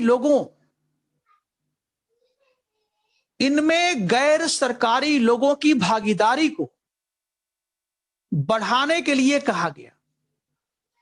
इनमें गैर सरकारी लोगों की भागीदारी को बढ़ाने की सिफारिश किया गया। गैर सरकारी लोगों की भागीदारी को बढ़ाने के लिए सिफारिश किया गया। लास्ट पॉइंट लिखिए।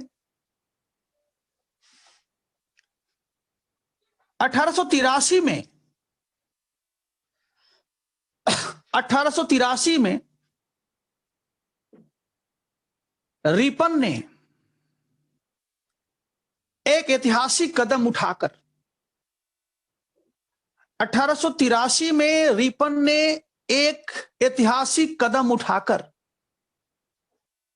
इल्बर्ट बिल पारित किया। इल्बर्ट बिल पारित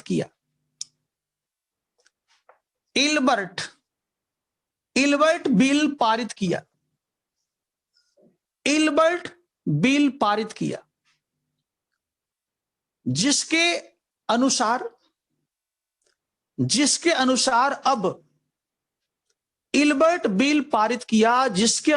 अब भारतीय न्यायाधीश भी यूरोपीय लोगों के खिलाफ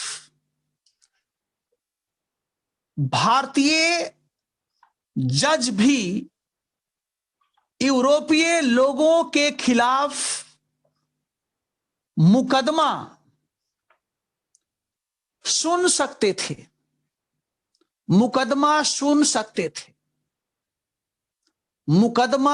सकते थे जिसका यूरोपीय लोगों ने घोर विरोध किया।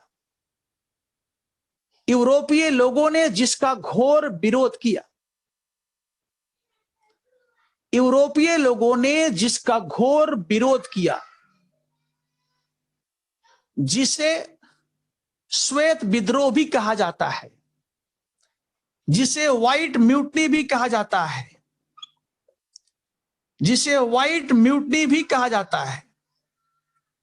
जिसे श्वेत विद्रोह भी कहा जाता है।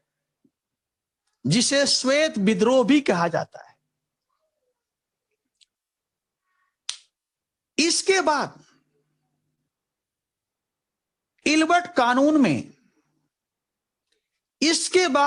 इल्बर्ट बिल में कुछ संशोधन किया गया।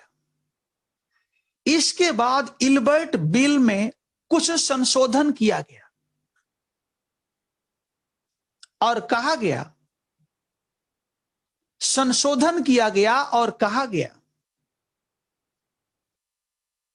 कि यूरोपीय लोगों की मुकदमा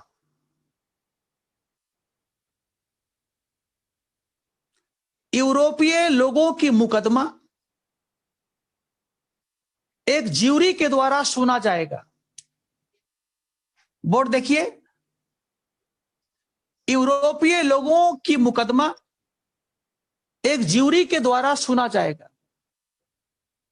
एक ज्यूरी के द्वारा सुना जाएगा, जिसमें 12 जज होंगे, जिसमें 12 जज होंगे, जिसमें 12 जज होंगे, जिसमें 12 जज होंगे, और उसमें कम से कम 7 जज, 7:5 यही है, जिसमें कम से कम 7 जज यूरोपीय होना चाहिए। 7:5, 7 यूरोपीय और 5 इंडियन, जिसमें कम से कम 7 यूरोपीय जज होना चाहिए। मतलब कोई मतलब नहीं है। अब कोई मुकदमा होगा तो 7:5 है, ये हमेशा जीत जाएंगे, हम हार जाएंगे। हमारा हारना तय है, इनका जीतना संभव है। ठीक है।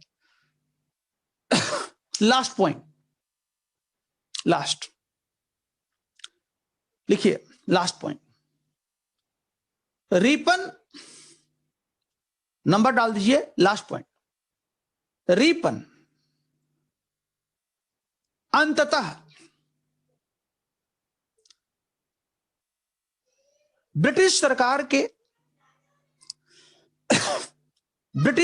की गतिविधियों से नाखुश होकर, रिपन अंततः ब्रिटिश सरकार की गतिविधियों से नाखुश होकर अपने पद से त्यागपत्र दे दिया, अपने पद से त्यागपत्र दे दिया, अपने पद से त्यागपत्र दे दिया।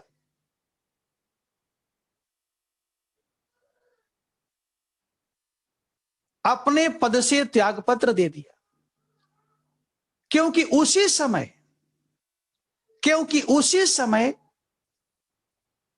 इंग्लैंड में ग्लैडस्टोन की सरकार ने, उसी समय इंग्लैंड में ग्लैडस्टोन की सरकार ने मिस्र के क्षेत्र में सैन्य अभियान किया, मिस्र के क्षेत्र में सैन्य अभियान किया, मिस्र के क्षेत्र में सैन्य अभियान किया, और उसका पूरा खर्च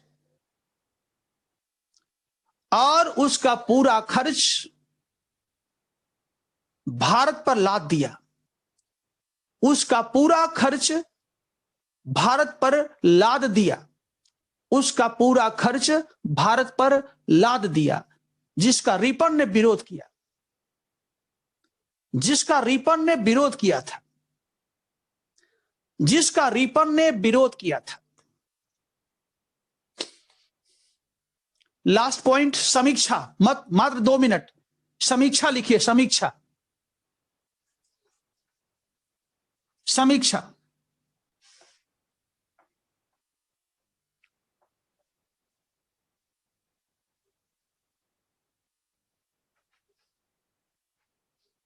समीक्षा लिखिए। एक नाम है Florence Nightingale.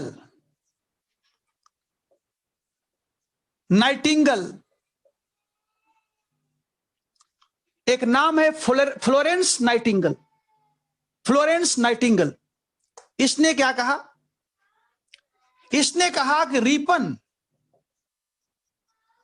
was a savior of India. Ripan was a savior of India.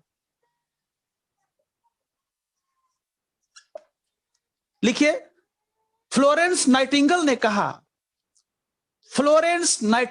कहा कि रिपन भारत का मुक्तिदाता है। सेवियर का मतलब होता है जो जान बचाए। रिपन भारत का मुक्तिदाता है, और उसका कार्यकाल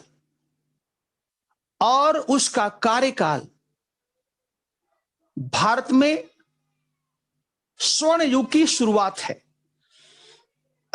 और उसका कार्यकाल भारत में स्वर्ण युग की शुरुआत है। स्वर्ण युग की शुरुआत है। अगला लिखिए, अर्नोल्ड व्हाइट। अर्नोल्ड व्हाइट क्या कहता है? अर्नोल्ड व्हाइट आज जो कहता है, यह यूपीएससी का प्रश्न है। ध्यान देना बच्चों, बहुत खास है। अर्नोल्ड व्हाइट ने जो लिखा है वह यूपीएससी का प्रश्न बन सकता है, इसलिए इसे प्रश्न बना लीजिएगा। क्या लिखता है? लिखता है, Ripon opened the door for the loss of India. टिप्पणी कीजिए। इसने लिखा, हिस्टोरियन है अर्नोल्ड व्हाइट। ये क्या लिखता है? Ripon opened the door for the loss of India. लिखिए, रिपन ने भारत को खोने का दरवाजा खोल दिया। रिपन ने भारत को खोने का दरवाजा खो दिया।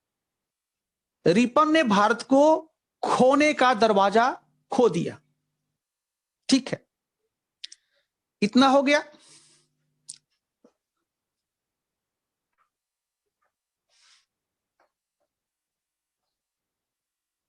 तो आप एक प्रश्न और लिख सकते हैं। एक प्रश्न जरा और लिख लीजिए।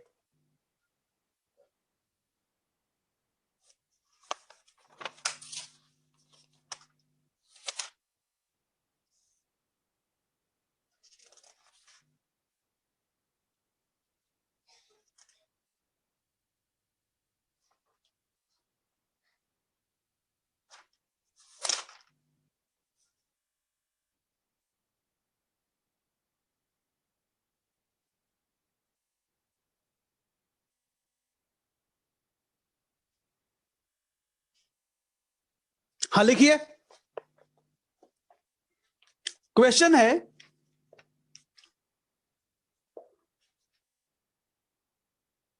Response doing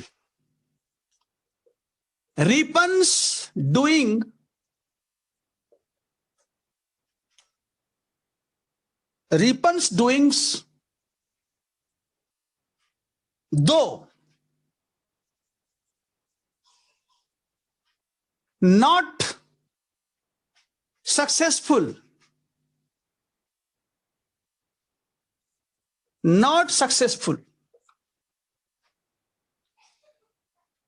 raised hopes and inspiration ठीक है, which marked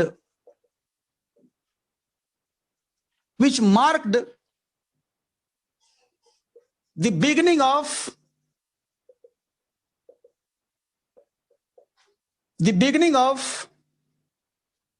a political life in India। ठीक है, ये किसी बड़े इतिहासकार ने लिखा है और यूपीएससी में कभी भी यह पूछा जा सकता है। ध्यान दीजिएगा, इसका हिंदी नोट कर लीजिए आप। रिपन के कार्य यद्यपि सफल नहीं रहे, बस इसके बाद छोड़ देंगे। रिपन के कार्य यद्यपि सफल नहीं रहे, लेकिन उसने आशा, होप्स और इंस्पिरेशन, आकांक्षा, लेकिन उसने आशा एवं आकांक्षा को बढ़ा दिया। जो भारत में एक राजनीतिक जीवन, जो भारत में एक राजनीतिक जीवन, एक राजनीतिक जीवन की शुरुआत के लिए,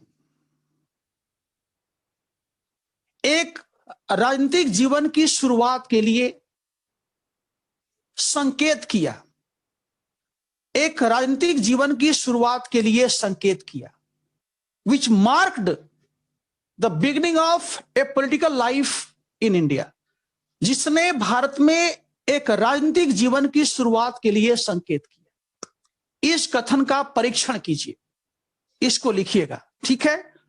तो this is all about Ripon. और अब हम लोग मंडे को लॉर्ड कर्जन के बारे में पढ़ने के बाद अब अगला टॉपिक की ओर हम लोग आगे बढ़ेंगे, ठीक है बच्चों। तो ये आपका रहा भारत में गवर्नर जनरल, और हमेशा यहां से आपको कोई ना कोई क्वेश्चंस मिलेगा। ओके, क्लास को यहीं पर हम विराम करते हैं। Thank you, God bless you, have a nice day. Okay, thank you.